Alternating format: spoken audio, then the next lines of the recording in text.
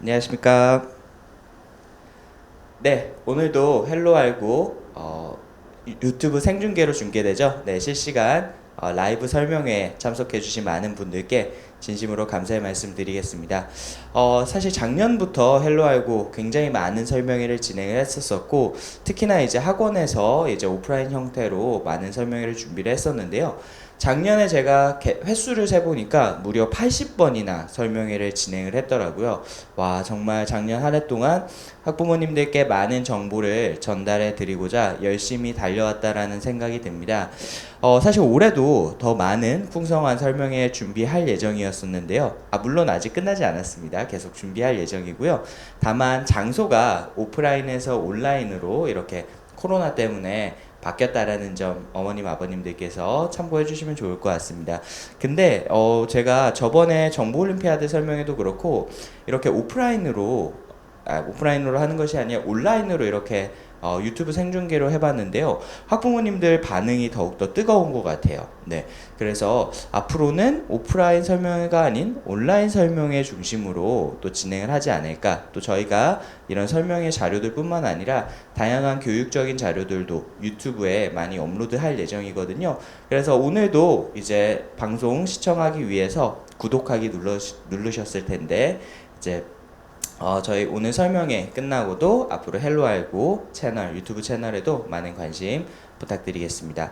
3월부터 코로나가 굉장히 이제 난리도 아니었죠. 네, 그래서 학부모님들, 학생들, 또 저도 굉장히 걱정이 많은 하루하루를 보내고 있었는데요. 그래도 다행스럽게도 지금은 뭐 다른 나라들 같은 경우에는 난리도 아니지만은 지금 같은 경우에는 조금 우리나라는 좀 소강 상태로 접어든 것 같아서 다행이다라는 생각이 들고, 끝까지 종식된 게 아니기 때문에 어머님, 아버님, 그리고 학생들 모두 건강에 유의히 하셨으면 좋겠습니다. 네, 그러면은 오늘 본격적으로 설명회 진행해 보도록 할 텐데요. 오늘 준비한 설명회 2021년도 한양대학교 소프트웨어 영재교육원 대비 필승 합격 전략이라는 주제로 설명회를 시작해 보도록 하겠습니다.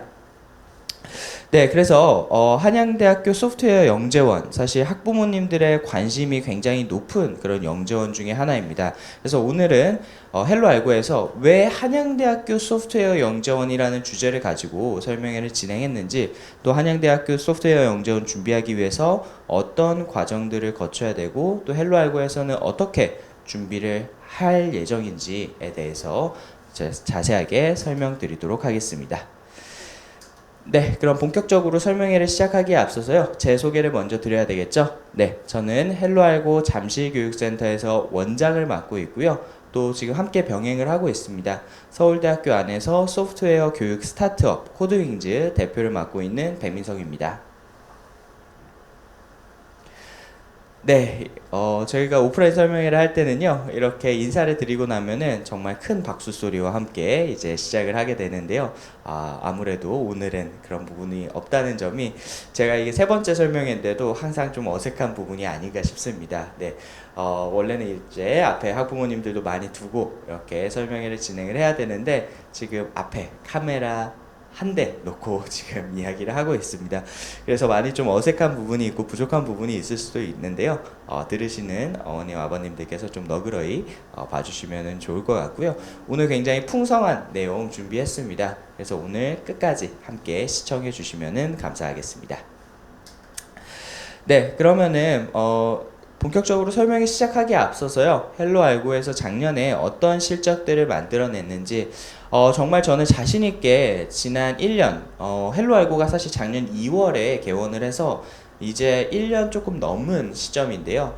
작년에 정말 소프트웨어 교육의 그런 패러다임을 바꿀 정도로 어떤 큰 바람, 큰 혁신을 불러일으킬 정도로 많은 실적들을, 좋은 실적들을 만들어냈습니다. 그 실적들을 함께 소개해 드리도록 하겠습니다. 네, 먼저 얼마 전에 굉장히 기쁜 소식이 들려왔습니다. 아마 제가 이 헬로 알고에서 교육을 진행을 하면서 가장 보람 있었던 순간이 아닐까 싶은데요. 벌써 타이틀부터가 굉장히 강렬하죠. 2020년 유사코 올해 이제 미국 정부 올림피아드였습니다. 미국 정부 올림피아드에서도 한국 정부 올림피아드와 같이 국가대표 선발, 국가대표 상비군 과정, 준비 과정을 진행을 하는데요. 이제 뭐 다양한 명칭이 있습니다. 이제 유사코 캠프라고도 표현을 하고 파이널리스트, 공식적인 명칭은 파이널리스트입니다. 유사코 파이널리스트에 한국인 최초로 저희 학원 학생이 합격을 했습니다. 그래서 보시는 것처럼 2020 유사코 국가대표 상비군 한국인 학생 최초 배출이라고 되어 있는데요. 네, 뉴햄프셔, 미국 뉴햄프셔주에서 공부를 하고 있는 11학년 우땡땡 학생이 이제 유사코 파이널리스트에 선발이 됐습니다. 우리나라도 당연히 정부올림피아드 국가대표 상비군 과정이 있고 또 저희 헬로알고에서도 그런 상비군 과정을 마친 멘토분들이 많이 계신데요. 사실 미국 정부올림피아드이기 때문에 저는 더욱더 중요한 가치를 가지고 있지 않나 싶습니다. 당연히 경쟁률 자체도 굉장히 높고요. 미국 정부올림피아드는 기본적으로 전 세계 학생들이 응시를 할 수가 있습니다.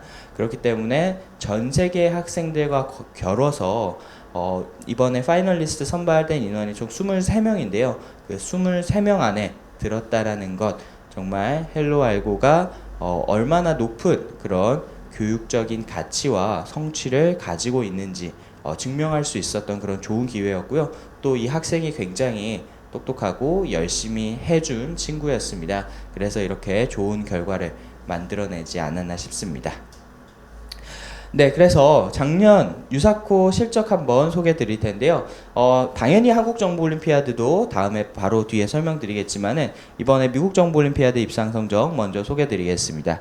네, 방금 소개해 드렸던 유사코 파이널리스트 1명 포함해서 이제 골드 등급 2명 통과를 했고요. 그 다음에 실버 등급 3명 통과를 했고, 브론즈 등급에서 28명의 학생이 통과를 해서요. 골드 등급 패스한 친구와 중복, 그러니까 파이널리스트 선발된 학생 포함해서 총 33명의 학생이 작년도부터 올해 2019-2020 시즌 유사코에 합격을 하였습니다. 그래서 당연히 국내 기준으로 최대 실적이고요. 네, 유사코 또 알고리즘 교육에 대한 학원의 전문성을 보여줄 수 있지 않았나 싶습니다. 네, 다음으로 2019년 정부올림피아드 1차 대회, 네, 작년 정부올림피아드 1차 대회 입상 성적입니다.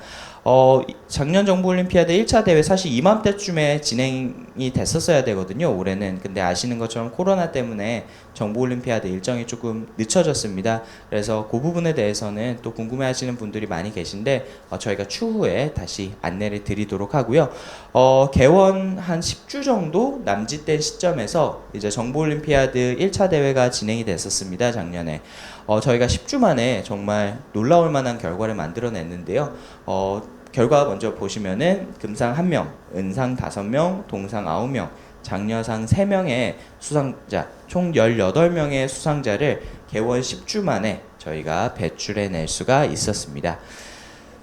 그리고 2차 대회, 전국대회 7월 20일 날 개최가 됐었죠. 개원 한 5개월 정도 되는 시점에서 진행된 시험이었는데요. 본선에선 더욱더 놀라운 결과를 만들어냈습니다. 아까 1차 대회에서 저희가 18명 학생이 합격을 했다라고 말씀을 드렸는데요. 이제 2차 대회에서는 더 많은 학생, 보시는 것처럼 은상 5명, 동상 7명, 장려상 12명, 총 24명의 학생들이 입상을 하게 되었습니다.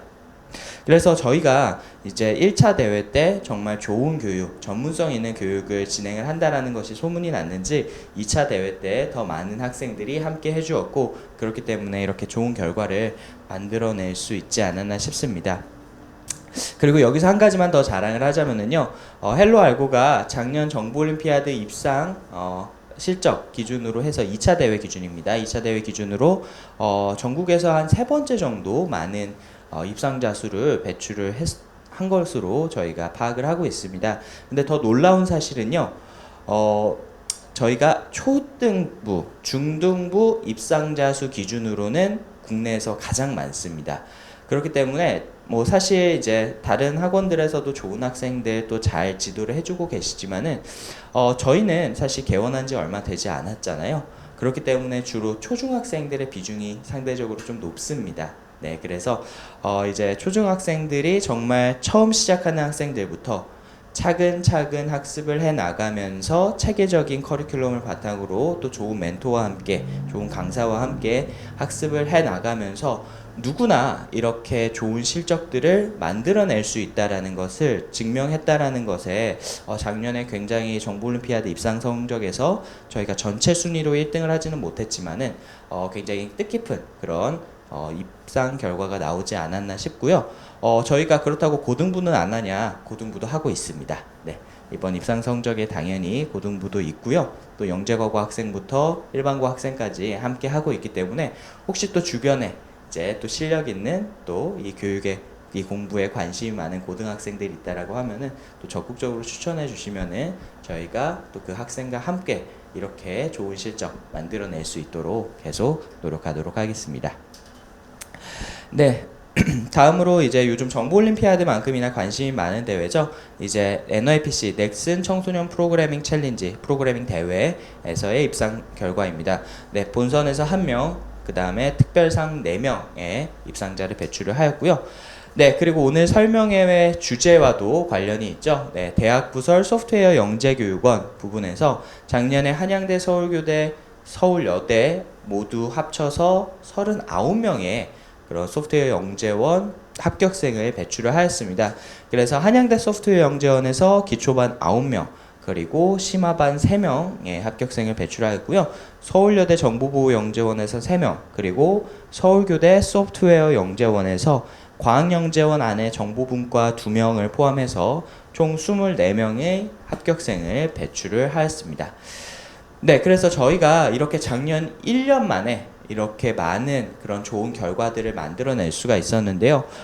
그 배경에는 사실 저희의 어떤 교육적인 철학과 그리고 제가 서울대학교 안에서 스타트업으로서 계속 연구해왔던 그런 교육적인 노하우도 포함이 되어 있겠지만은 정말로 학생들을 열정과 사랑을 다해서 가르치는 실력 있는 멘토들과 함께 했기 때문이라고 생각을 합니다.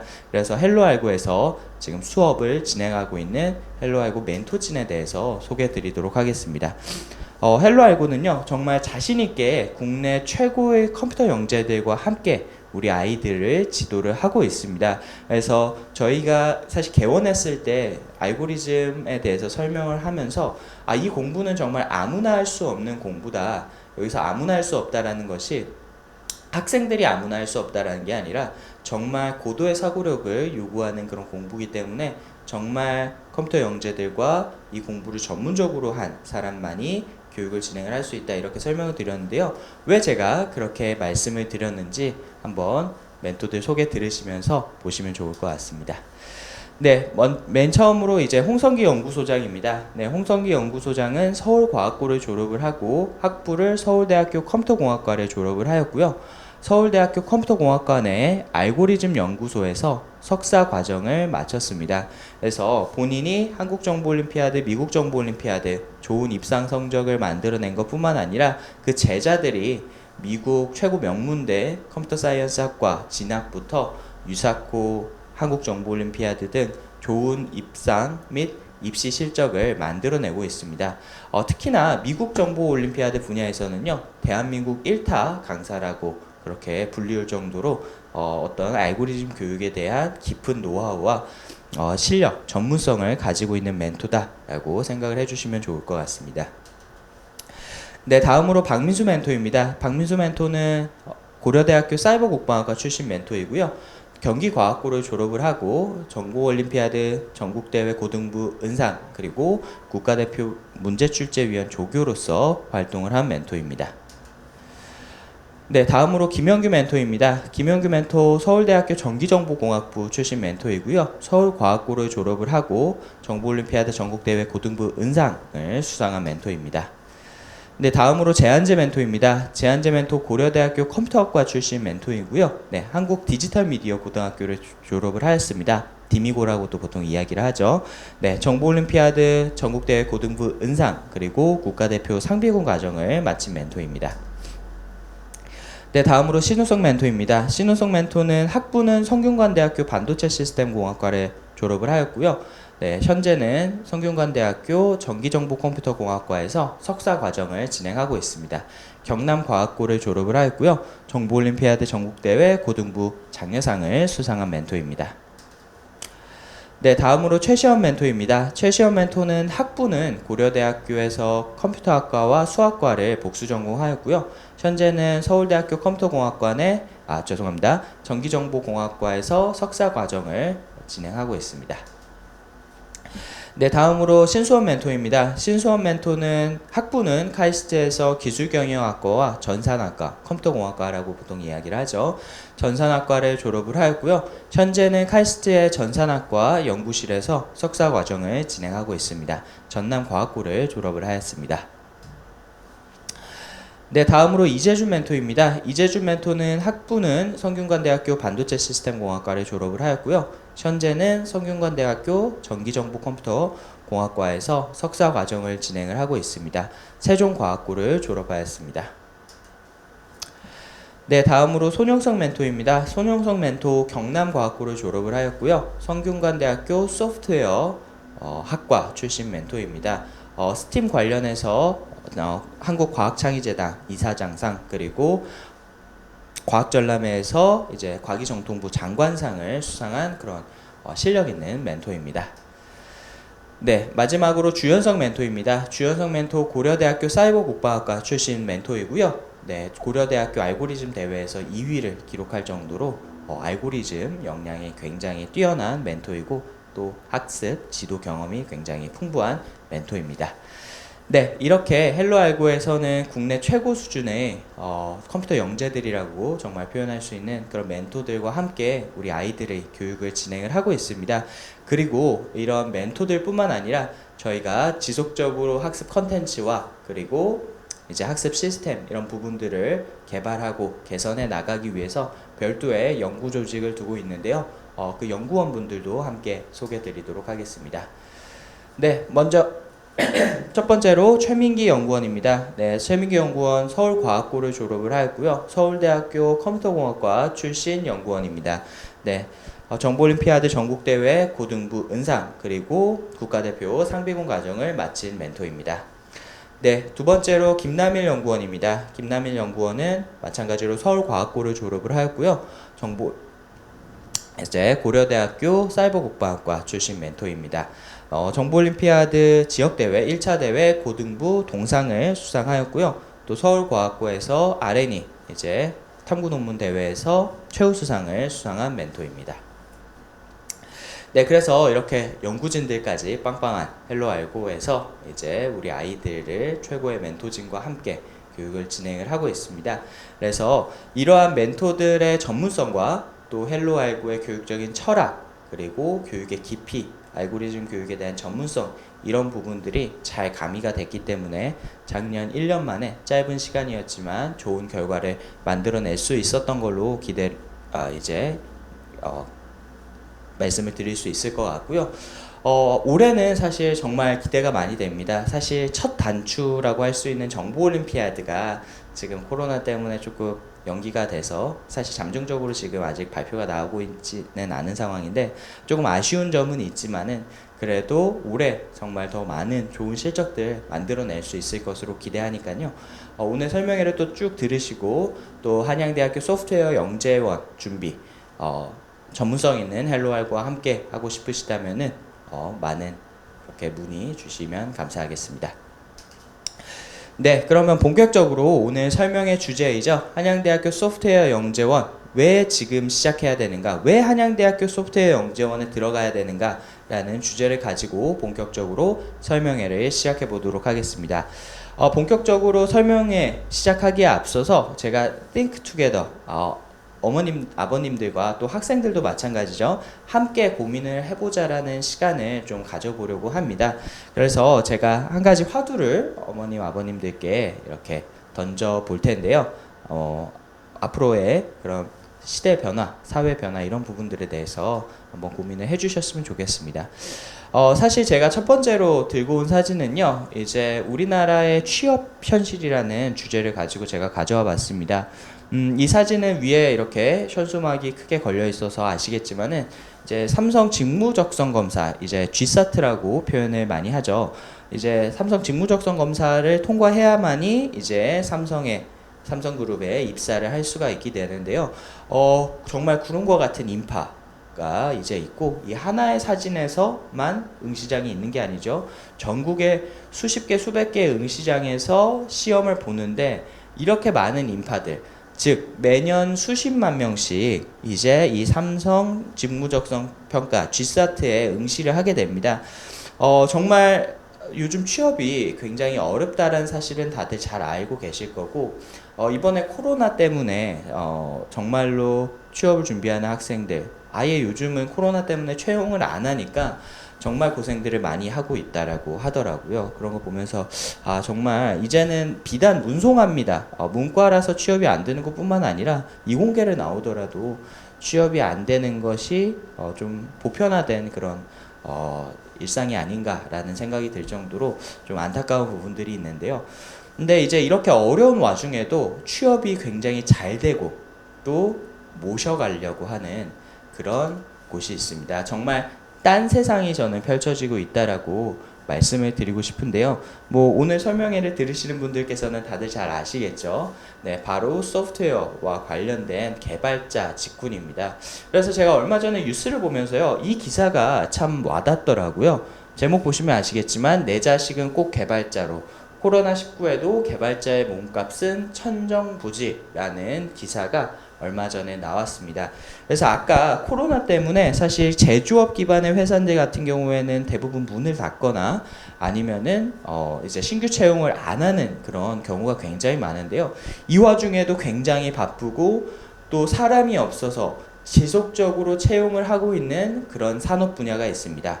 다들 잘 아시겠죠? 바로 소프트웨어, 인터넷 이런 분야의 그런 이제 개발 인력들에 대한 수요인데요.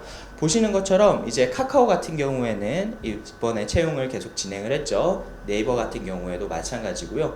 또 국내뿐만 아니라 해외에서도 사실 코로나는 해외가 더 영향이 지금 커지고 있잖아요. 우리나라가 정말 방역을 잘 해서 좀 이렇게 잘 넘어가고 있는 것 같은데, 미국 같은 경우에도 뭐 인터넷 기업들 같은 경우에는 전 세계에서 지금 채용 쉬지 않고 계속 진행을 하고 있습니다. 뭐 구글이나 페이스북, 아마존 같은 경우에는 오히려 코로나로 인해서 트래픽, 그러니까 접속자 수라든지 이런 유입량이 더 많아지면서 개발 인력이 더 많이 필요해졌다라고 이야기를 많이 하더라고요. 그래서 제목에서 보시는 것처럼 정말 우리 아이가 앞으로 어떻게 살아가야 될지 고민되는 시점에서 이번에 코로나 사태로 인해서 더 저는 기름을 붓지 않았나 싶습니다. 어떤 학자들은 이런 이야기도 하더라고요. 앞으로 세상은 코로나 이전의 세상은 오지 않을 것이다. 코로나의 두 가지 키워드라고 하면은 비대면과 비접촉이잖아요.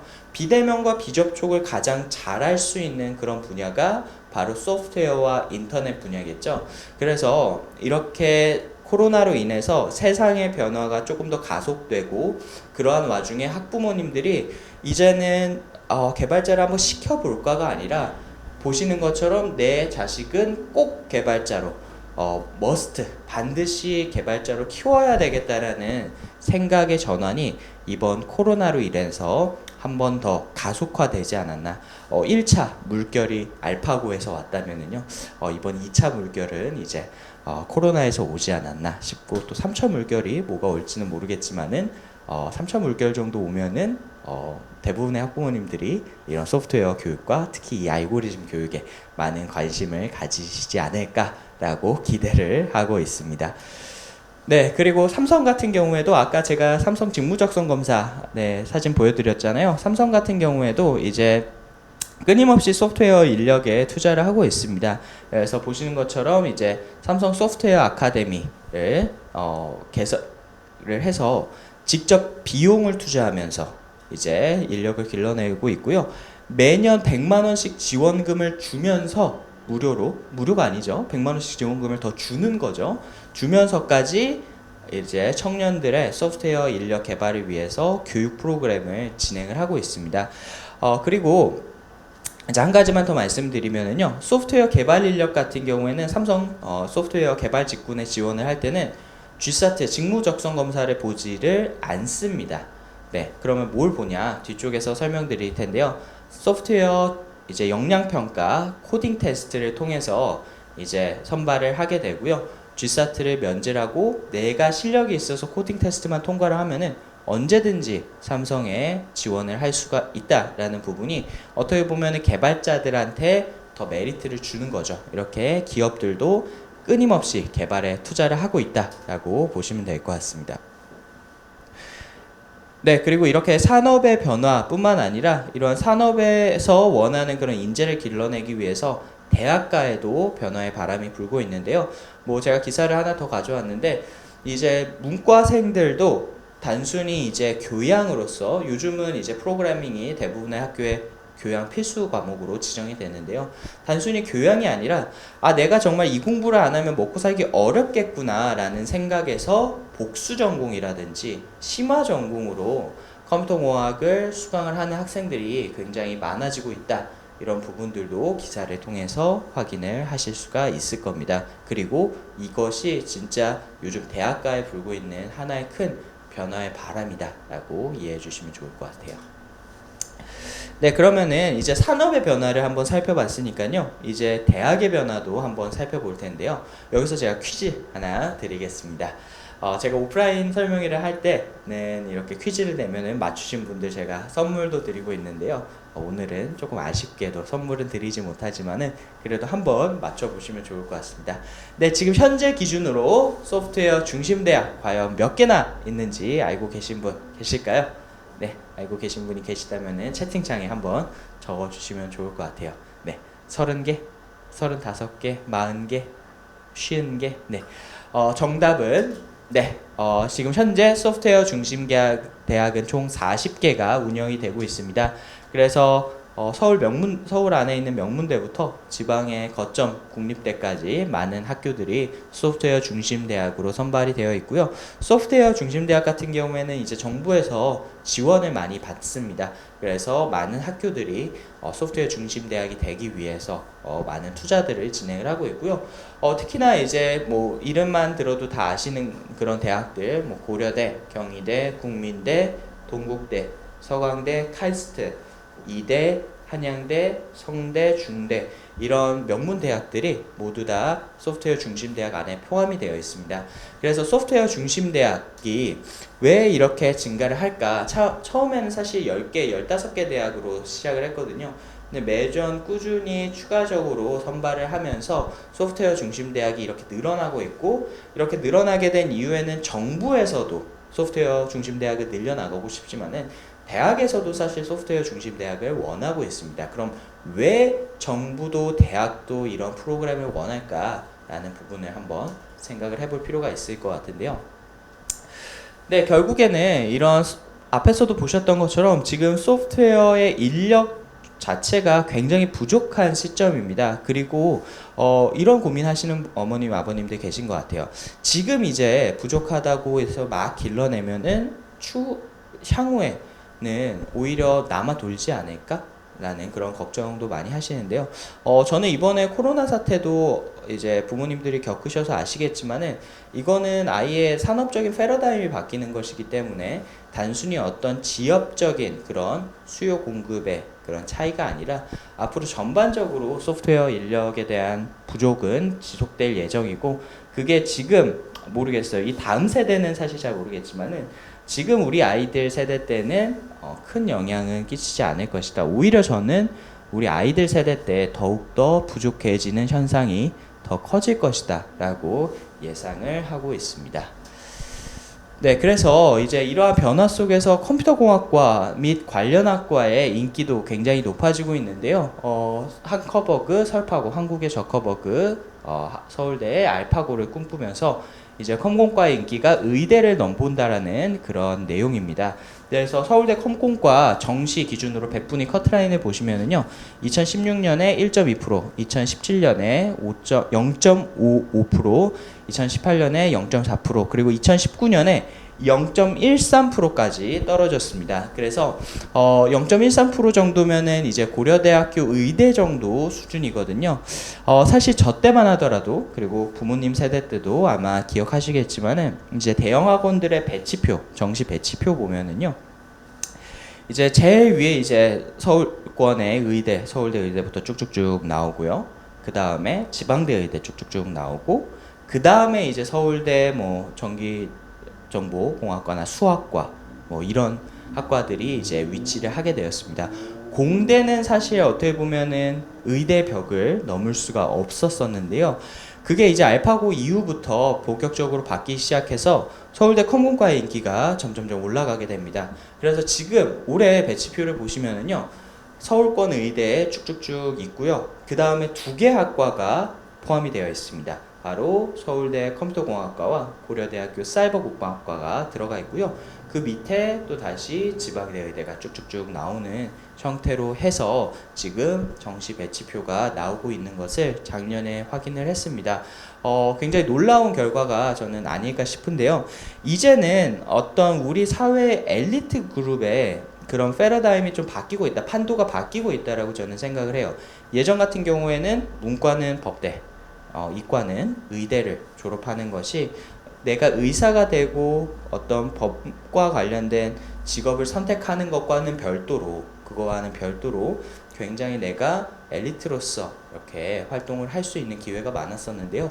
이제는 그런 역할을 컴퓨터공학과가 진행을 할 것이다. 그래서 컴퓨터공학과만 나오더라도 굉장히 엘리트 그룹으로서 앞으로 세상을 이끌어 나갈 수 있는 그런 인재가 되는 시작점이 마련이 됐다는 부분이 이런 입시 결과에서도 확인을 하실 수 있을 것 같습니다. 네, 그래서 사실 발빠른 그런 학부모님들께서는 이미 이제 활발하게 활동을 하고 계시고요. 오늘 주제 한양대학교 소프트웨어 영재원 경쟁률, 사실 이거는 공식적으로 이제 공개를 하지는 않지만은 이제 제가 주변의 네트워크라든지 이런 또 제가 직접 가서 본 부분들, 이런 부분들을 통해서 추정을 하면은요, 2019학년도 재작년에 이제 시험을 봤을 때 경쟁률이 6.1에서 6대 1에서 7대 1 정도로 생각을 하고 있는데, 제가 작년에 2020학년도 시험을 보러 갔을 때 경쟁률이 13대 1에서 14대 1 정도 되는 것 같더라고요. 저도 이제 시험장 가서 직접 봤는데 일단은 인원 자체가 굉장히 많이 늘었습니다.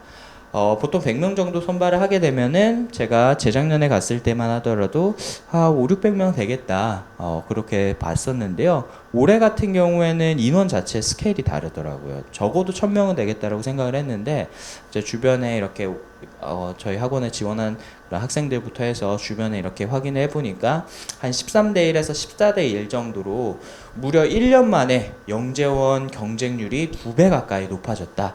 네, 그래서 이제 영재원 들어가기도 상당히, 원래 어려웠지만은 영재원 들어가기가 정말 어려워지고 있다라는 부분 보실 수가 있을 거고요. 또 한양대 CSC 컴퓨터과학 경시대회가 올해 처음 개최가 됐는데 그것 마찬가지로 이렇게 많은 학생들이 참여를 해 주었습니다. 저도 이렇게 현장에 가서 또 기념사진도 찍고 그랬는데요. 실제로 기사로도 나왔어요. 한양대학교 컴퓨터과학 경시대회의 첫 번째 대회에서 무려 1100명의 지원자가 몰려서 소프트웨어 교육에 대한 관심이 굉장히 뜨거워지고 있구나 라는 부분을 느낄 수가 있었고요. 또 사실 소프트웨어 교육하면은 역시나 미국 이야기를 안 할 수가 없는데요. 미국 같은 경우에는 소프트웨어 어떤 인식도 우리나라에 비해서 굉장히 높고, 뭐 그런 높은 이유에는 당연히 뭐 실리콘밸리를 중심으로 한 그런 초대형 IT 기업들이 다 미국에 있기 때문이겠죠. 그래서 미국 같은 경우에는 어렸을 때부터 이 IT 교육, 소프트웨어 교육을 정말 필수적으로서 굉장히 열심히 시키고, 특히나 이제는 컴퓨터 사이언스 쪽이 아니다라고 하면은 어렵다라고 생각을 할 정도로 미국 명문대학교 안에서도 이런 컴퓨터공학에 대한 관심이 굉장히 높습니다. 그래서 미국 정부 올림피아드 같은 경우에도 올해 제가 입상 실적도, 헬로알고 입상 실적도 말씀드렸는데요. 이제 작년 같은 경우에 이제 2018년 19년 시즌에 한국인 응시 인원이 184명이었습니다. 근데 올해 무려 한 해 만에 한국인 응시 인원이 713명으로 4배 가까이 늘었다. 어떤 단일 경시 대회에서 응시자 수가 1년 만에 4배 가까이 늘었다라는 것은 정말 어떤 큰 변화거든요. 그래서 왜 이러한 큰 변화가 일어나고 있는지 방금 제 설명을 들으셨다면은 잘 아실 수 있을 것 같습니다. 그러면 구체적으로 이제 대학에서 원하는 소프트웨어 역량은 무엇인가에 대해서도 한번 살펴볼 텐데요. 네, 실제로 제가 한양대학교 작년도 2019학년도죠. 아까 시험은 이제 재작년에 봤겠네요. 이제 2019학년도 수시 소프트웨어 인재 전형이라고 적혀져 있는데 쉽게 생각하셔서 소프트웨어 특기자 전형이라고 생각하시면 됩니다. 소프트웨어 특기자 전형 문제를 제가 한번 가져와 봤습니다. 그래서 문제를 좀 기니까 요약을 하자면은요. 이제 2개 반이 있고요. 2개 반에 이렇게 키가 다양한 학생들이 이제 나열이 되어 있습니다. 그래서 7명 이제 학생이 있는데요. 이 2개 반을 합칩니다. 그래서 7번째에 있는 학생의 키를 찾을 수 있는 가장 빠른 방법을 논하시오라는 부분이 구술 면접 문제로 나왔고요. 한양대 구술 면접 같은 경우에는 사전에 문제 구술 면접 준비 30분 하고 그 다음에 면접을 13분 동안 봅니다. 그래서 질의응답 답변 발표 5분, 질의응답 8분 이런 식으로 해서 이제 문제가 진행이 되고요. 이 문제뿐만 아니라 한 문제가 더 있습니다. 2문제에 대해서 이제 평가를 하게 됩니다. 이 문제 같은 경우에는요, 사실 이제 정렬 알고리즘의 개념을 통해서 우리가 풀 수가 있는데요. 헬로 알고 기준으로 골드에서 플래티넘 과정에 속해 있는 친구라면은 풀 수 있는 문제였다라고 이해해 주시면 좋을 것 같습니다. 그래서 문제 수준으로는요, 정보올림피아드 전국대회 중등부 은상, 고등부 동상 정도 수준이다 라고 생각을 해주시면 좋을 것 같습니다. 그래서 이러한 특기자 전형에서도 바로 이런 알고리즘 역량을 평가를 하게 되는데요. 방금 보셨던 그 문제, 사실 한양대학교 영재원 뒤쪽에서 기출문제 설명드리겠지만은 굉장히 비슷한 문제가 나왔습니다. 그래서 구체적으로 대학교에서는 어떤 역량을 보는지 이 출제 의도와 평가 기준을 통해서 다시 한번 확인할 수가 있는데요. 네, 보시는 것처럼 다양한 정렬 및 탐색 알고리즘을 알아야 된다라고 되어 있고요. 문제를 가장 빠르고 정확하게 해결할 수 있는 완전한 알고리즘을 도출해내야 되고요. 또 알고리즘을 쉽고 정확하게 다른 사람한테 설명할 수 있어야 되겠죠? 구술 면접이니까요. 네, 그리고 타 알고리즘에 비해서 효율성 관점에서 우수함을 증명하라라고 되어 있습니다. 정렬 알고리즘들, 탐색 알고리즘들이 굉장히 많이 있는데요. 그 중에서 너는 왜 이걸 선택했어? 다른 알고리즘들과 비교해서 설명을 하라는 의미죠. 그래서 지금 이렇게 쭉 제가 읽어드렸지만은 이제 학부모님들께서 공통적으로 들어가는 단어가 있다라는 것을 알 수 있으실 겁니다. 네, 바로 알고리즘 역량이죠. 그래서 대학에서도 학생들을 선발할 때 어떤 이런 개발적인 그런 히스토리, 내가 뭘 개발을 해봤고 이걸 해봤다라는 것도 중요하지만은 학생이기 때문에 또 대학이기 때문에 학생의 소프트웨어 역량을 객관적으로 평가할 수 있는 이런 알고리즘 역량을 많이 본다라고 생각을 해주시면 좋을 것 같고요. 기업에서도 마찬가지입니다. 기업에서도 이제 구글 같은 경우에는 개발자 선발을 할 때 삼성처럼 이제 킥스타트라는 프로그램을 통해서 코딩 테스트를 통과를 해야지 이제 개발자로서 지원이 가능하고요. 이제 삼성 같은 경우에도 소프트웨어 역량 평가 아까 직무 적성 검사 대신해서 보는 시험, 네, 그 부분에 대해서 이제 기출 문제를 보여드릴 텐데요.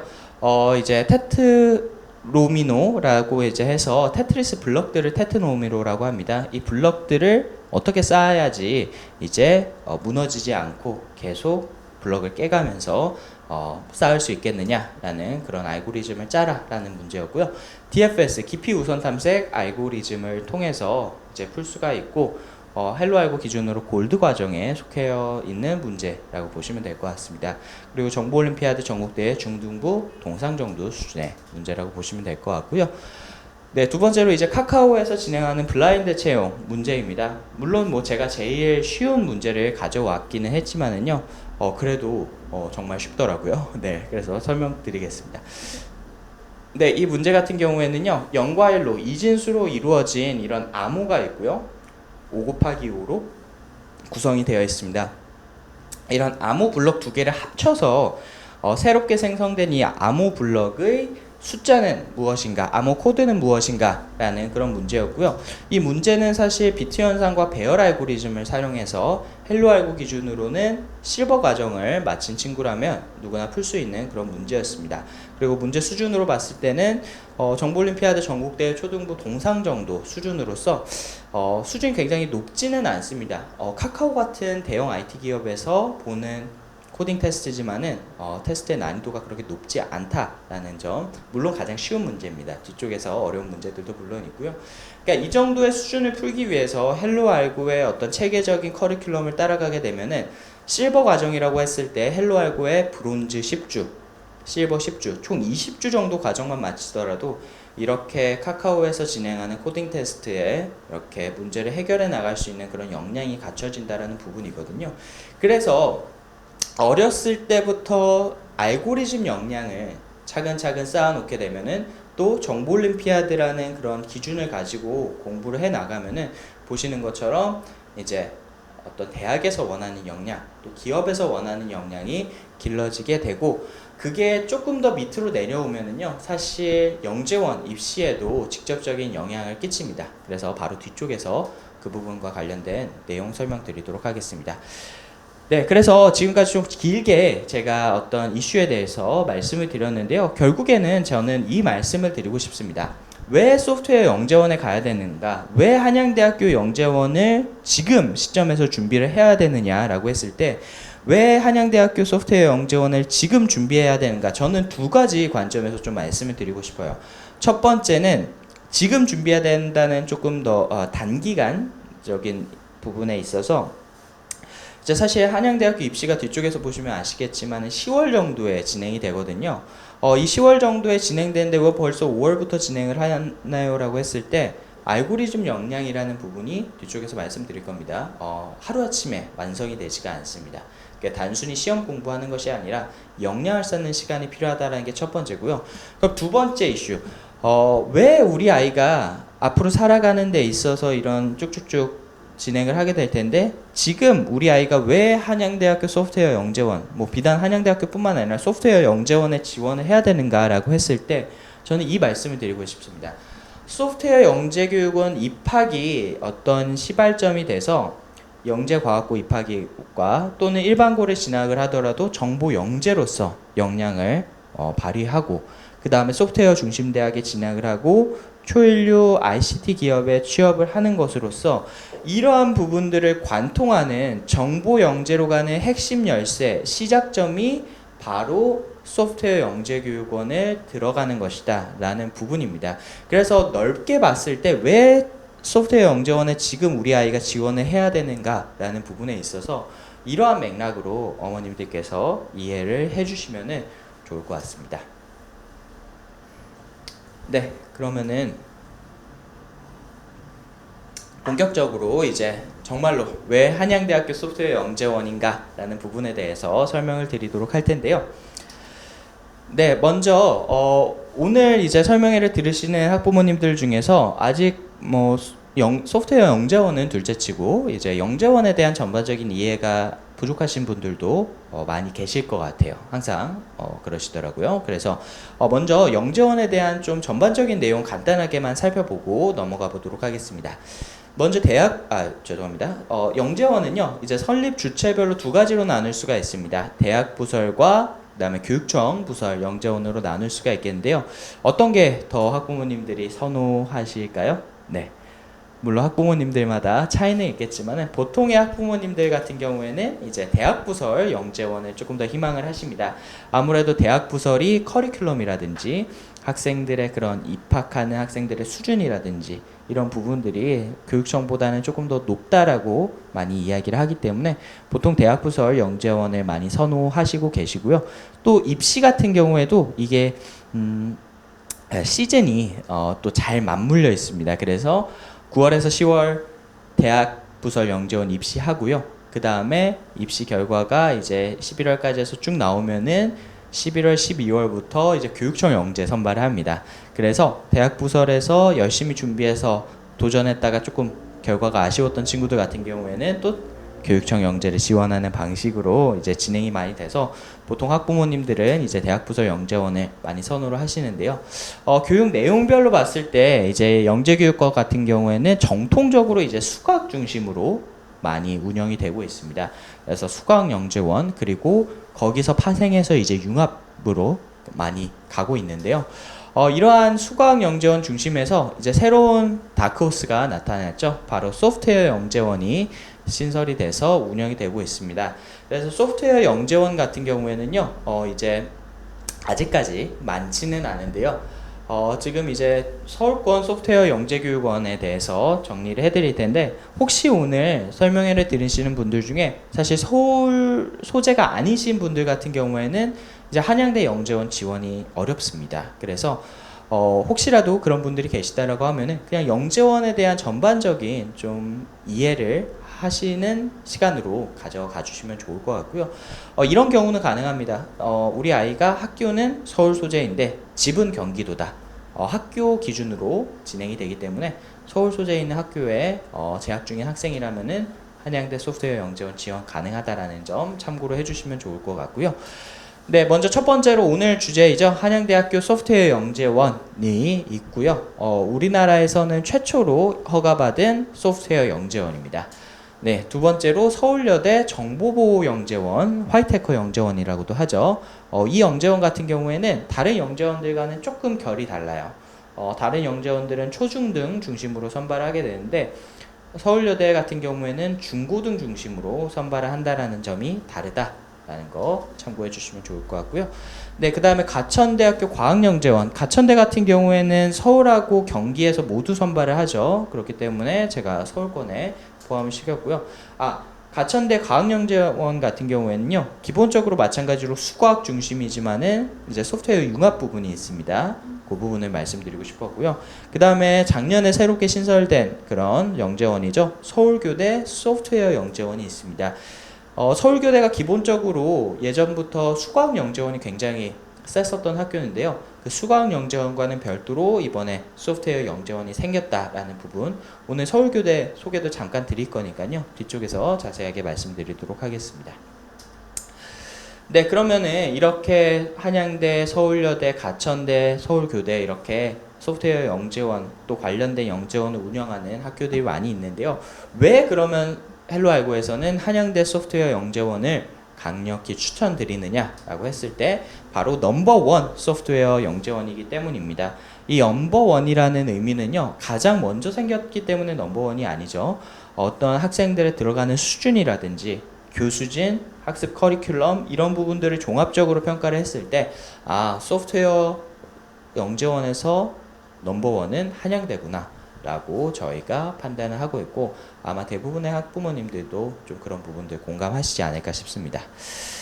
네, 그러면 한양대 소개를 드리면서요, 이제 꼭 먹고 알 먹고 이제 서울교대와 이렇게 비교 분석을 하면서 이제 제가 한양대 소개도 함께 드리도록 하겠습니다. 이렇게 서울교대와 비교 분석을 해드리는 이유는요, 사실 똑같은 소프트웨어 영재원이라는 이름을 가지고 있지만은 교육의 방향성은 굉장히 다르거든요. 그래서 한번 비교를 해보시면서 들으시는 것도 굉장히 좋을 것 같고, 또 반대로 얘기하면은 오늘 한양대학교 소프트웨어 영재원에 대해서 강력하게 말씀을 드리지만은 또 우리 아이가 서울교대 영재원과도 맞을 수가 있어요. 성향 자체가. 그래서 그런 부분들도 좀 함께 감안을 해서 들어주시면 좋을 것 같습니다. 네, 그럼 먼저 한양대학교 소프트웨어 영재원 모집 요강 한번 살펴보도록 할 텐데요. 네, 먼저 소프트웨어 영재교육원 개요입니다. 네, 정규과정 같은 경우에는 기초반과 심화반을 선발을 하게 되고요. 그 다음에 기초반, 심화반, 정규과정 마친 친구들을 대상으로 해서 사사과정이 별도로 운영이 됩니다. 그래서 대상은 초등 4학년에서 중학교 3학년, 뒤쪽에서 다시 말씀드릴 텐데요. 헷갈리시면 안 되는 게, 만약에 내년도에 입학하는 한양대학교 소프트웨어 영재원을 지원한다. 헷갈리시면 안 됩니다. 자, 올해 내가 시험을 보려고 해요. 올해 3학년부터 중학교 2학년까지 지원이 가능한 겁니다. 그래서 그 학생들이 입학을 하는 내년 시점에서 초등학교 4학년과 중학교 3학년이 되는 거죠. 즉, 지금 현재 중학교 3학년 학생들은 내년도를 위해서 지원이 된다 안 된다? 네, 지원이 되지 않습니다. 올해 초등학교 3학년은 지원이 된다 안 된다? 네, 내년에 4학년이 되기 때문에 지원이 가능하다. 이렇게 이해를 해주시면 좋을 것 같고요. 기초반과 심화반 같은 경우에는 공개 모집 형태로 선발하고 사사반은 말씀드렸던 것처럼 정규과정 마친 친구들 중에서 선발하게 됩니다. 그래서 보통 100명을 이제 1년에 선발을 하게 되는데요. 이 세 가지 반에서요. 보통 기초반은 80명에서 한 85명 정도, 네, 그리고 심화반은 10명에서 15명 정도. 여기 기존 재학생 중에서 선발 요거는 제가 오타가 난 겁니다. 요 부분은 빼서 들어주시면 좋을 것 같고요. 그 다음에 사사반은 뭐 한두 명 정도 선발이 된다라고 보시면 될 것 같습니다. 네, 그리고 한양대 소프트웨어 교육의 인재사항이라고 해서 제가 한양대학교 영재원의 홈페이지에서 이렇게 발췌를 해왔는데요. 제가 뭐 보시기도 힘드실 테니까 한마디로 요약을 드리자면은 한양대학교는 공대 중심의 학교잖아요. 그렇기 때문에 어떤 영재원의 운영 스타일이 이 부분 나중에 서울교대랑 비교해서 들어주시면 좋을 것 같아요. 영재원의 운영 스타일이 교수님들도 이제 공대 분들이 내려오셔서 교육을 진행을 하시고요.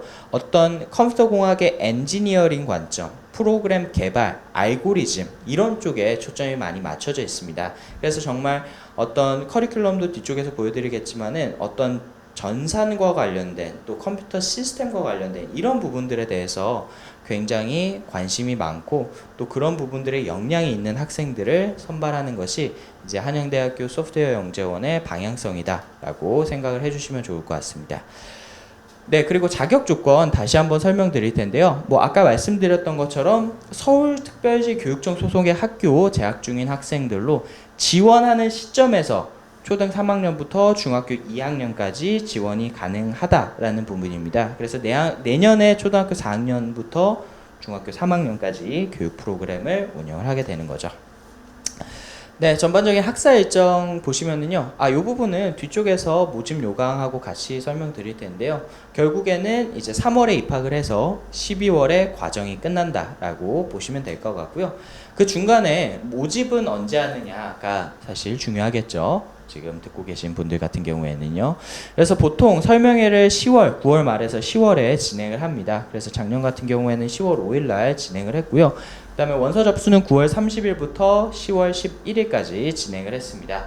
그리고 가장 중요한 1단계 적성검사 필기 테스트, 입학 필기 테스트가 10월 20일 날 진행이 됐고요. 그 다음에 뭐 추천서 쓰고 이제 2차 심층 면접, 그리고 심화 과정 같은 경우에는 프로그래밍, 코딩 테스트 능력 평가를 진행을 합니다. 그게 11월 10일 날 있었고요. 그래서 최종적인 합격자 발표 11월 19일 날 진행이 됨으로써 한 달 이내 굉장히 빠르게 입시가 쭉 진행이 된다라고 이해를 해주시면 좋을 것 같습니다. 그럼 구체적으로 전형에 대해서 한번 살펴볼 텐데요. 기출 문제들은 제가 뒤쪽에서 다시 짚어드리겠습니다. 네, 그래서 일반 적성 검사 같은 경우에는 이제 IQ 테스트라고 생각을 해주시면 좋을 것 같고요. 2단계 이제 특수적성 검사가 이 한양대학교 입시의 꽃이라고 할 수가 있겠죠. 그래서 특수적성 검사에서는 뭐가 나오느냐라고 했을 때 보시는 것처럼 추상화, 패턴 분해, 그리고 이러한 알고리즘적 사고 능력을 포함한 컴퓨팅 사고력을 종합적으로 평가한다라고 되어 있습니다. 그래서 앞에서도 말씀드렸던 것처럼 이 알고리즘이라는 키워드가 굉장히 중요하고 헬로 알고도 이름처럼 괜히 알고리즘 교육을 강조를 하는 것이 아닙니다. 취업부터 대학 그리고 어렸을 때 이런 영재원까지 모두 다 관통하는 핵심 키워드가 바로 알고리즘이다 라는 부분을 이해를 하실 수가 있을 거고요. 그러면은 정보올림피아드나 이런 어려운 알고리즘 문제들이 나오나요? 라고 했을 때 뒤쪽에서 문제에서 보여드리겠지만은 어떤 학생의 사고력 안에서 충분히 풀 수 있는 그런 문제들로 구성이 되어 있다 라고 보시면 될 것 같습니다. 네, 그리고 기초반하고 심화반, 뭐 뒤쪽에서 심화반 함께 안내를 드릴 텐데요. 시험 똑같이 봅니다. 시험 똑같이 보는데 문제 난이도와 문제 수의 차이가 다소 있다라는 점만 참고를 해주시면 좋을 것 같고요. 네, 기초반 같은 경우에는 그래서 1단계 IQ 테스트 플러스 특수적성 검사를 통과를 하게 되면은 이제 심층 면접을 통해서 2차로 선발을 하게 됩니다.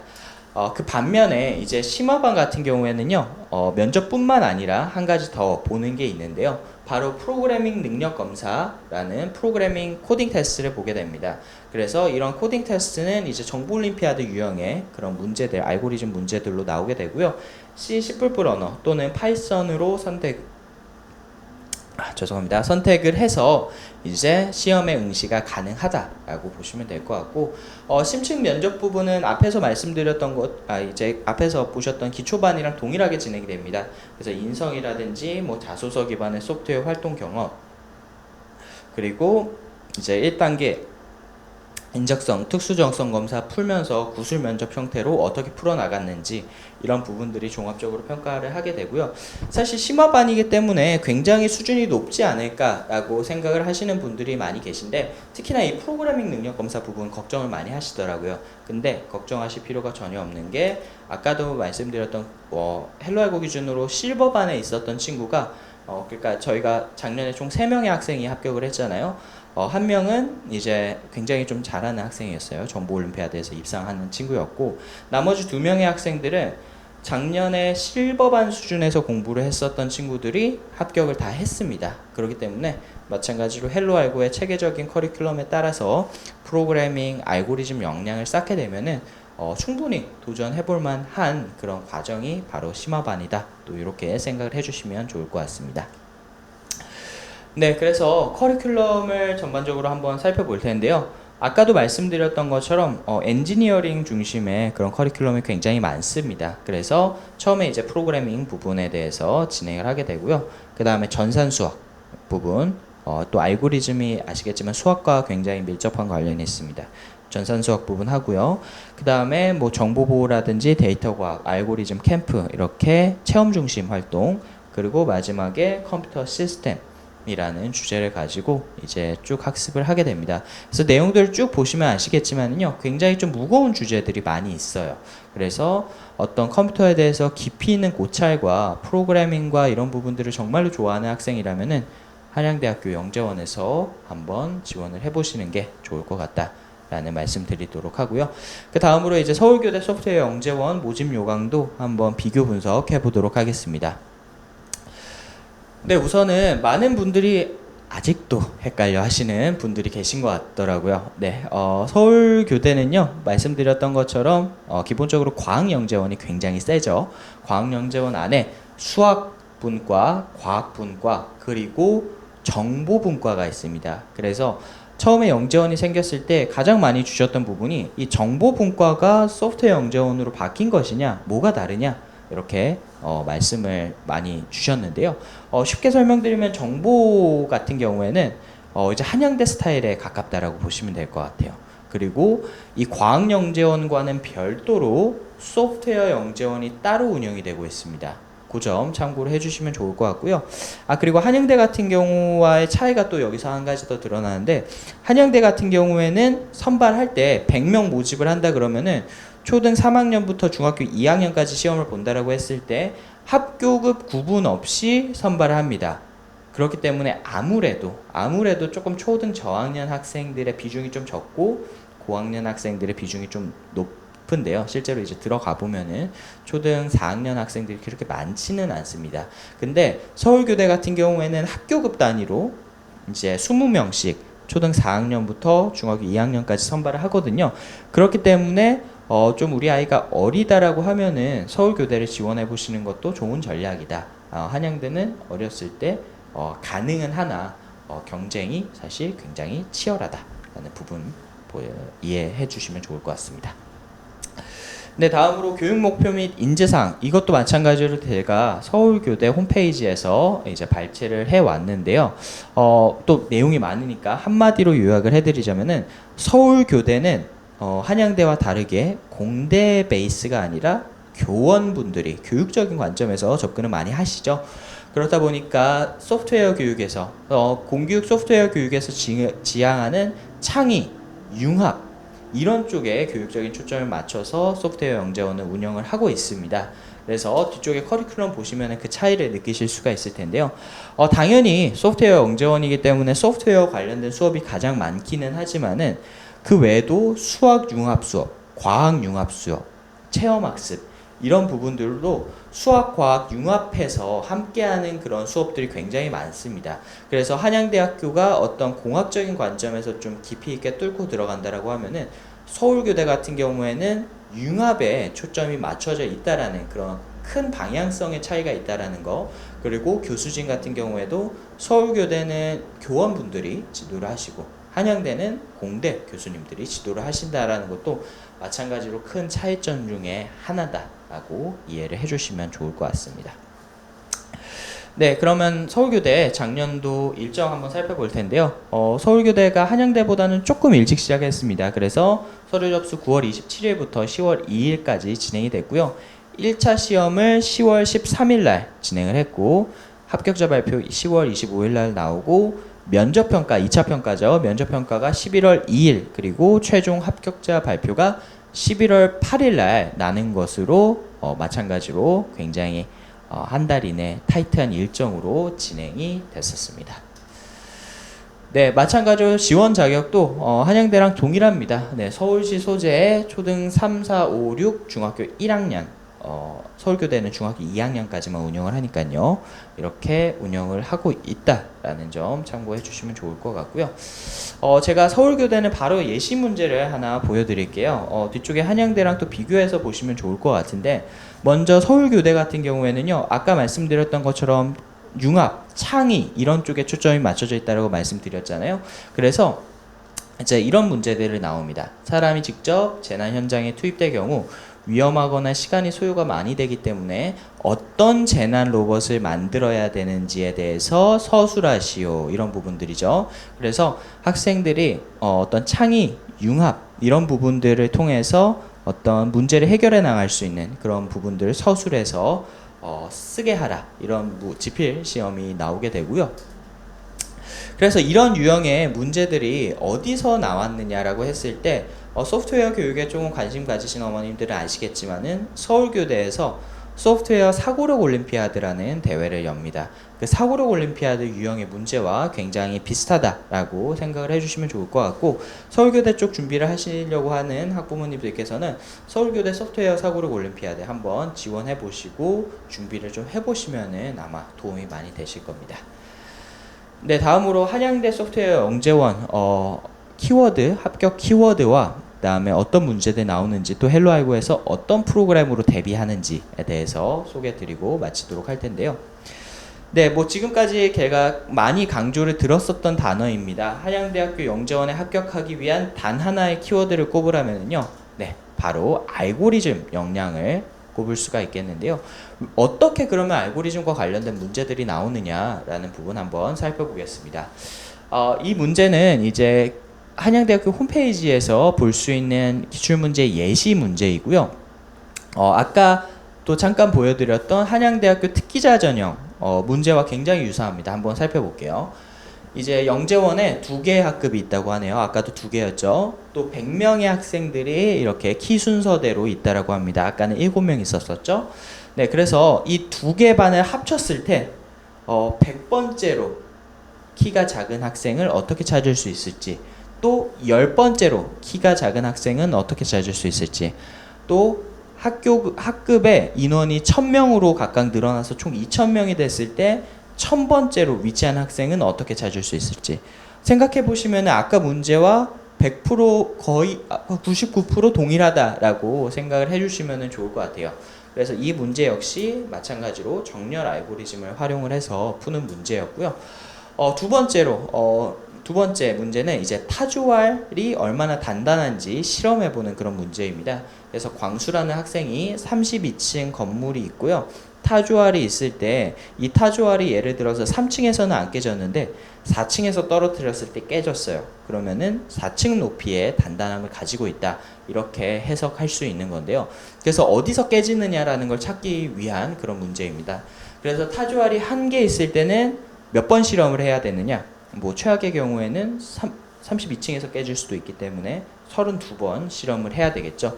그리고 타조알이 2개 있을 때는 그럼 몇 번 실험을 해야 되는지, 타조알이 무수히 많다면은 몇 번 실험을 해야 되는지, 타조알이 무수히 많을 때는 중간에서부터 떨어뜨리면 되겠죠.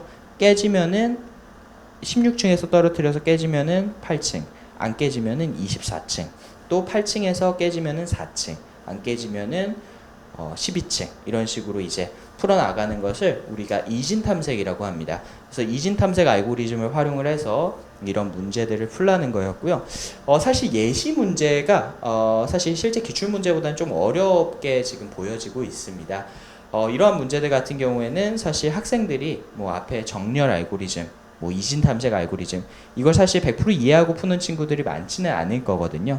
그렇기 때문에 학생이 이러한 개념을 가지고 100% 정답을 맞추라는 것이 아니라 사실 서술형 형태로 해서 학생이 어떤 사고 접근 방식을 가지고 문제를 접근하는지를 보겠다라는 건데, 실제로 기출 문제들은 예시 문제들보다는 조금 난이도가 쉽게 나왔다. 그럼 실제로 기출문제는 어떤 게 나왔느냐라고 했을 때, 저희가 이제 작년도에 시험을 봤었던 문제들, 저희 학생들의 그런 이야기들을 바탕으로 해서 이제 한번 복기를 해봤습니다. 그래서 저희가 문제를 또 꽤 많이 적중을 시켰더라고요. 저희의 전문성이 또 다시 한번 빛을 본 순간이 아닐까 싶은데요. 한북 그리기 문제가 나왔습니다. 그래서 한북 그리기 이런 도형들이 나오고, 이 도형들 한북 그리기가 가능한지, 또 한북 그리기가 가능하다면 한북 그리기가 가능한 도형들의 패턴은 무엇인지라는 문제가 나왔는데요. 저희가 정규 과정 안에서 이 한북 그리기와 관련된 문제를 다뤘었고, 문제도 그림은 물론 다릅니다만 문제 똑같았습니다. 위에 세 개 중에서 한북 그리기 가능한 게 무엇인지, 그리고 한북 그리기가 가능한 그림은 어떤 특징을 가지고 있는지에 대해서 저희가 학습을 했고요. 이와 동일한 문제가 이번에 한양대 영재원에서 출제가 됐었다라고 보시면 될 것 같습니다. 그리고 이 문제도 어떻게 보면 사실 소프트웨어 사고력과 관련된, 알고리즘과 관련된 단골 문제 유형이거든요. 근데 사실 이런 문제들을 접해볼 기회가 학생들은 많이 없었던 거죠.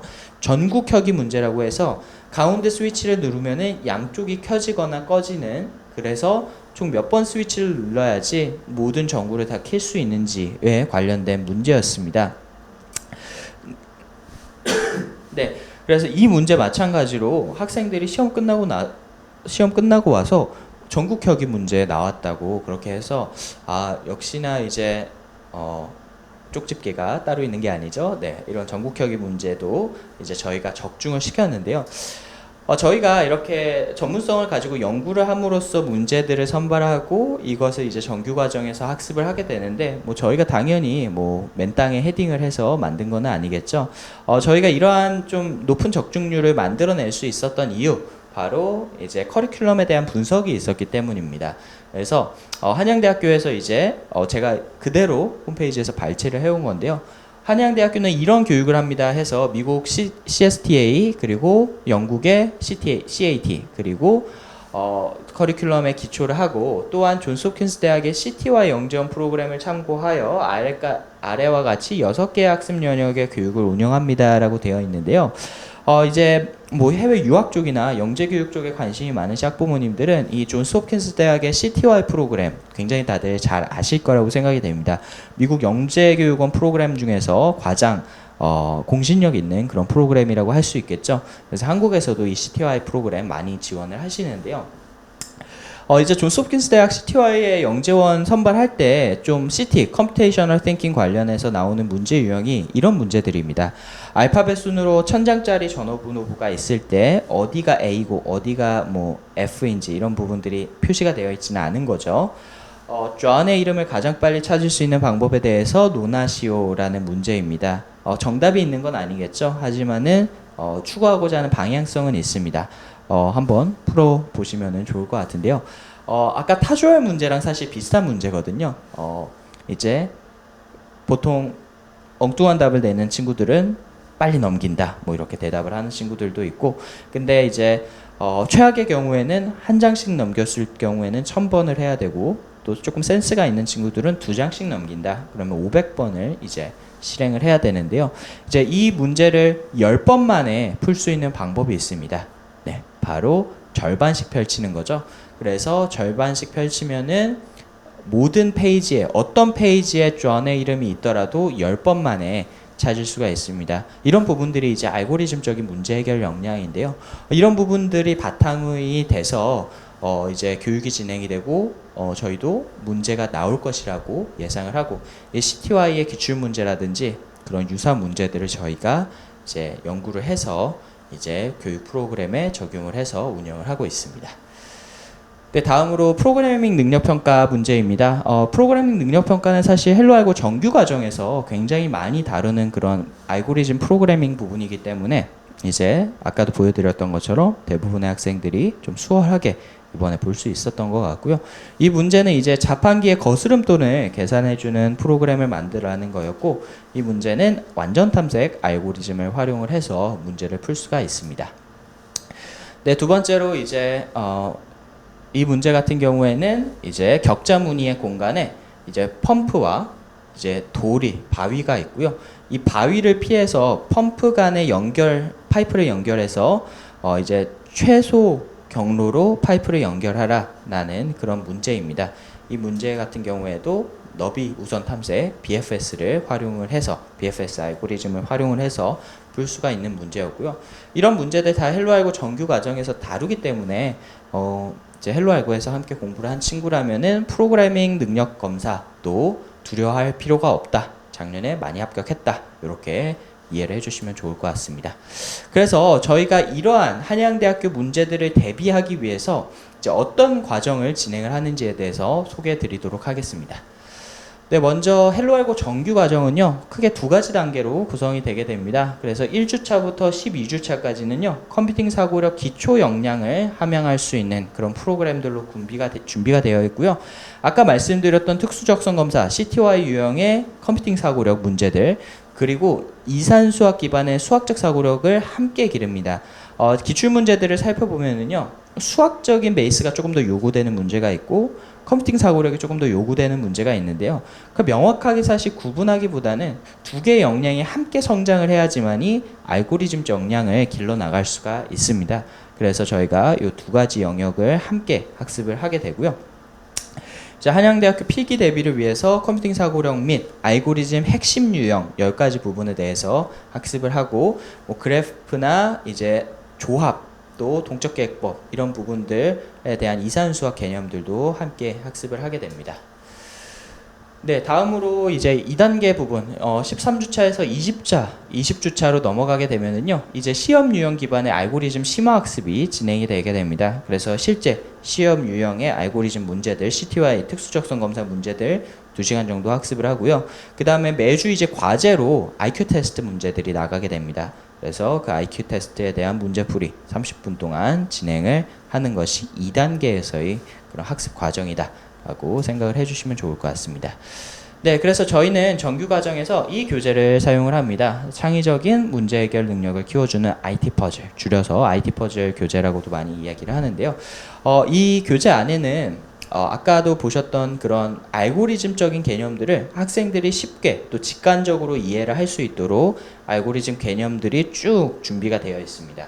그래서 이진 탐색 트리라고 하면은 이진 탐색 트리에 대한 문제, 그리고 이 이진 탐색 트리를 활용한 문제, 이진 탐색에 대한 설명과 이진 탐색을 활용한 문제가 있는데요.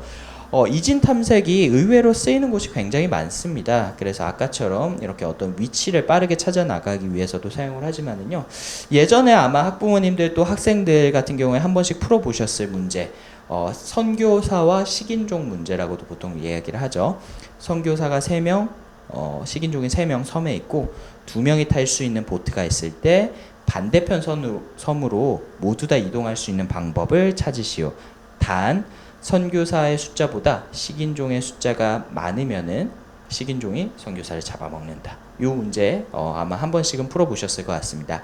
언뜻 보면은 그냥 단순한 사고력 문제라고도 생각할 수 있지만은요, 그 기저에는 이런 이진 탐색을 활용한 알고리즘적인 그런 문제 해결 전략이 숨어 있다. 그런 문제들이 이제 이 교재 안에 잘 이제 수록이 되어 있고요. 저희가 단순히 이런 교재만을 가지고 학습을 하는 것이 아니라 저희가 아까 말씀드렸던 그런 자체 연구 개발한 그런 문제들이 있습니다. 그래서 그 식인종과 선교사와 식인종 문제의 오리지널이라고 할 수 있는 문제가 바로 늑대, 염소, 양배추 문제입니다.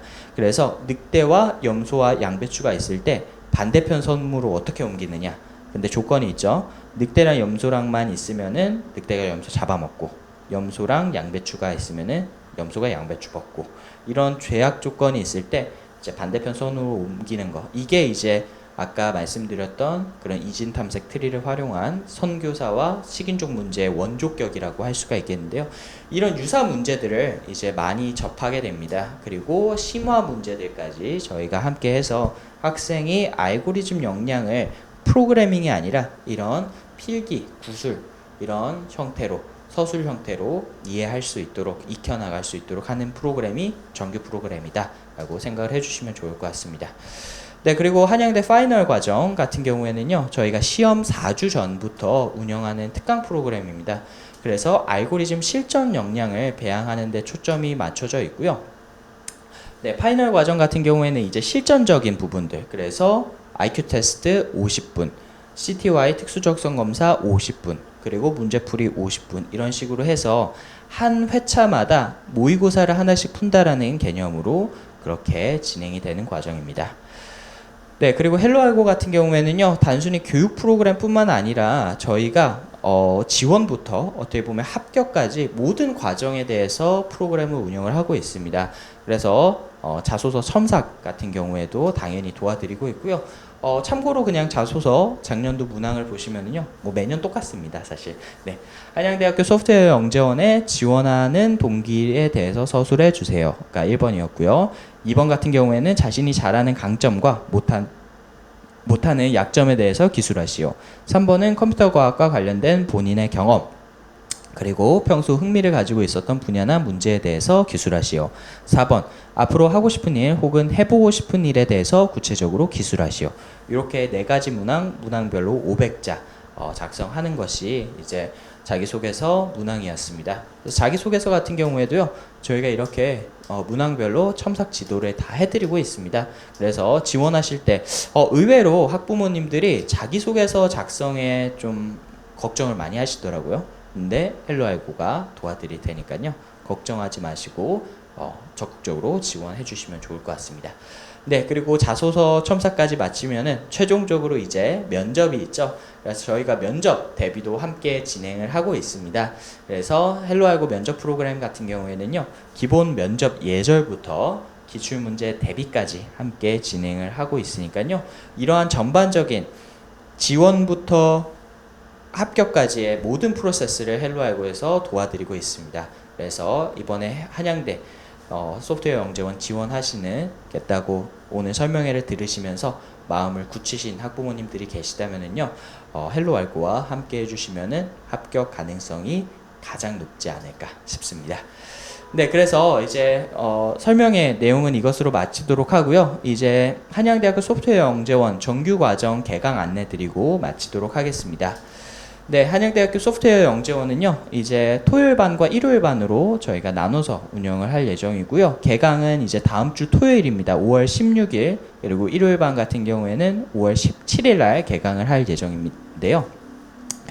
이제 기본적으로 저희 헬로알고는 모든 과정에 대해서 입학 테스트를 진행을 하고 있습니다. 그래서 입학 테스트를 진행하는 것은 어떤 입학의 당락을 결정한다기보다는 학생의 객관적인 현재 역량을 파악을 하고 이제 어떤 반배정이나 앞으로의 학습 로드맵을 말씀드리기 위함이니까요, 부담 가지지 마시고 입학 테스트 반드시 응시 부탁드리겠고요.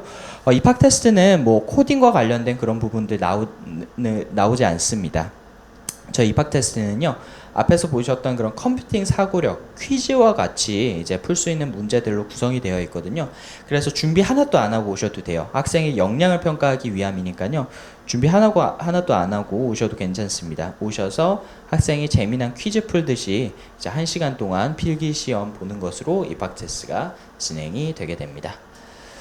네, 다음으로 시간표는요, 현재 이제 확정된 시간표는, 그러니까 예정된 시간표는 죄송합니다. 토요일 날 오후 4시부터 6시 30분, 일요일 날 오후 4시부터 6시 30분, 1회 2시간 반 수업으로 진행이 될 예정입니다.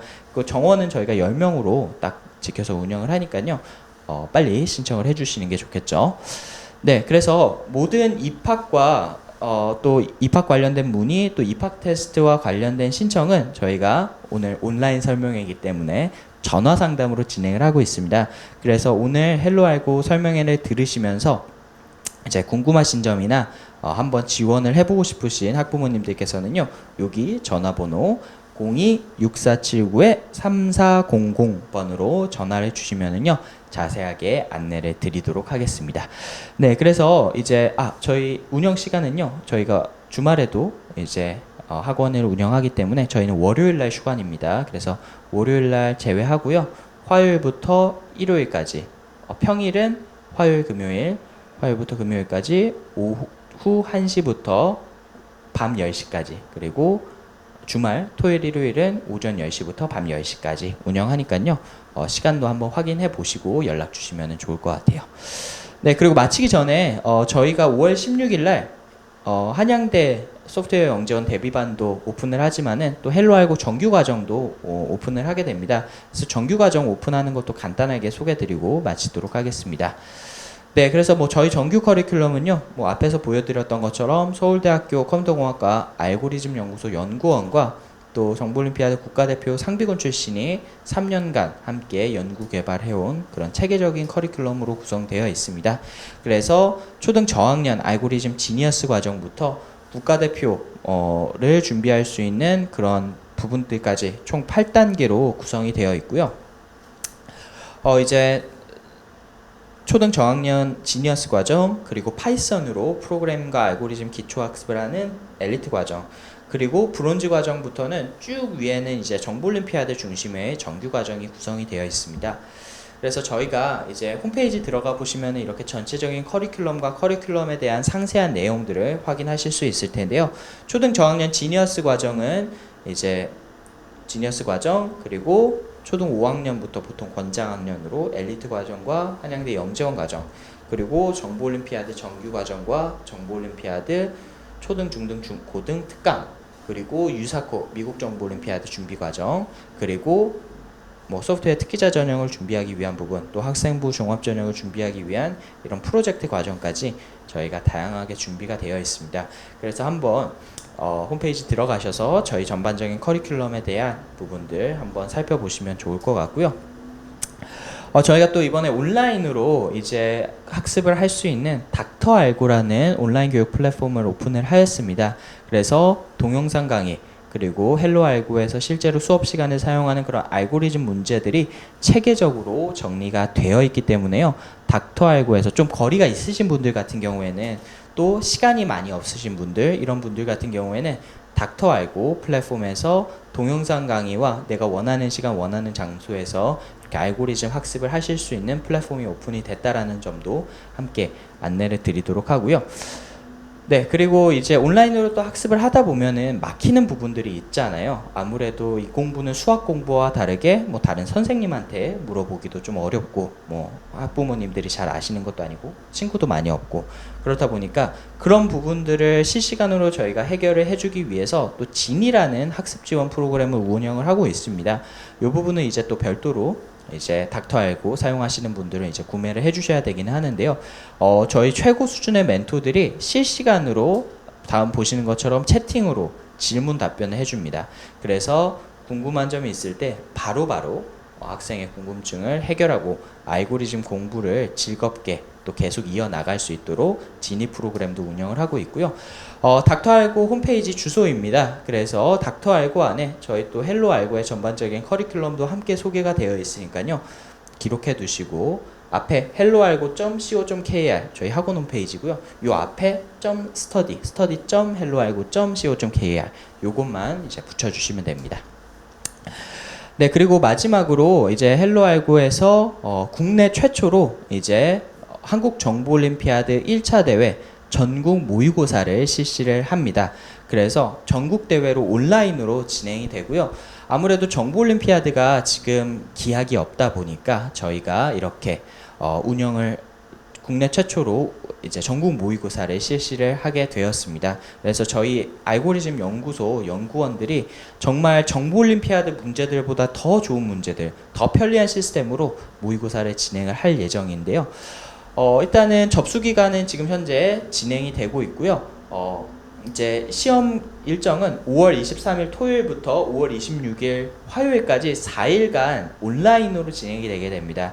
그래서 온라인 동안 시험 보는 3시간 확보를 해주시고 편하신 시간에 편하신 장소에서 시험 응시를 해주시면은요 3시간 동안 이제 정보올림피아드 실제 시험 보는 것처럼 쭉 시험이 진행이 되는 거고요.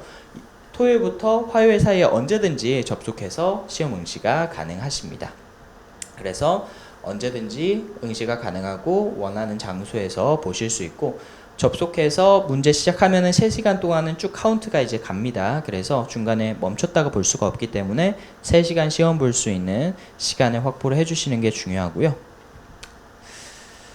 네, 그리고 시험 내용 같은 경우에는 이제 필기 1시간 반 1교시죠. 그리고 실기 1시간 반 2교시 이렇게 총 3시간 시험이 진행이 되게 됩니다. 그래서 실제 작년도 정보올림피아드 1차 대회와 동일하게 구성이 되어 있고요. 이산수학 12문제, 비버 챌린지 8문제. 작년도 작년도 이제 1차 대회 수준으로 저희가 문제 구성을 했고요. 실기 같은 경우에도 이제 프로그래밍 2문제 1시간 반 동안 풀게 됩니다. 그래서 사용 가능한 언어는 C 언어와 C++ 언어로 보게 되고요. 마찬가지로 작년도 1차 대회 1번, 2번, 초등, 중등, 고등 나눠져서 저희 시험 봅니다. 그래서 그 정도 수준으로 저희가 준비를 했습니다. 네, 접수는 현재 진행 중에 있고요. 4월 29일에 시작을 해서 5월 22일까지 접수 받고 있습니다. 그래서 닥터알고 홈페이지에서 온라인 접수하실 수 있고요. 참가 비용은 5만 원인데 헬로알고 닥터알고 회원가입 하시면은 만원 할인 쿠폰 드립니다. 그래서 4만 원에 실질적으로 응시를 하실 수가 있습니다. 그리고 결과 발표는 5월 29일 날 진행이 되게 되고요. 저희가 회원가입 하시면은요. 작년도 정보올림피아드 기출문제 1차 대회 기출문제 필기 실기 초등 중등 고등 모든 문제들 다 문제 해설 영상 달아놨습니다. 그래서 공부하시는데도 기본적으로 도움이 많이 되실 거니까요. 꼭 이번에 참석해 주시기를 부탁드리겠습니다. 네, 그래서 이제 전국 모의고사는요. 닥터알고 study.helloalgo.co.kr 뒤에다가 /shop/ky 붙여서 접속하실 수가 있으니까요. 요것도 기록을 따로 해두시거나 아니면은 앞에서 보셨던 이 닥터알고 이 홈페이지 들어가시면은요. 배너나 다양한 그런 버튼들이 있으니까요. 거기서 자세하게 확인하실 수가 있을 겁니다. 네, 그래서 오랜 시간 오늘 온라인으로 진행된 설명에 항상 도움이 많이 되셨기를 바라고요. 네, 오랜 시간 들어주셔서 감사드리고 이것으로 오늘 설명회는 모두 마치도록 하겠습니다. 이번에 한양대학교 소프트웨어 영재원 정말 작년보다 더 좋은 실적 만들어낼 자신이 있고 기대도 하고 있습니다. 그래서 헬로알고와 함께 아이의 앞으로의 소프트웨어 정보 영재로서 정말 가는 첫 단추를 꿰고 싶다라고 하는 학부모님들께서는요. 아까 보여드렸던 연락처로 연락 주시기를 부탁드리겠고요. 오늘 설명회는 마찬가지로 설명회 끝나고 이제 유튜브에 영상이 업로드 될 예정입니다. 그래서 놓치신 부분이라든지 궁금하신 부분이 있으신 학부모님들께서는 다시 보기를 또 활용해 주시면 좋을 것 같습니다. 네, 그럼 이것으로 오늘 설명회 마치도록 하겠습니다. 감사합니다.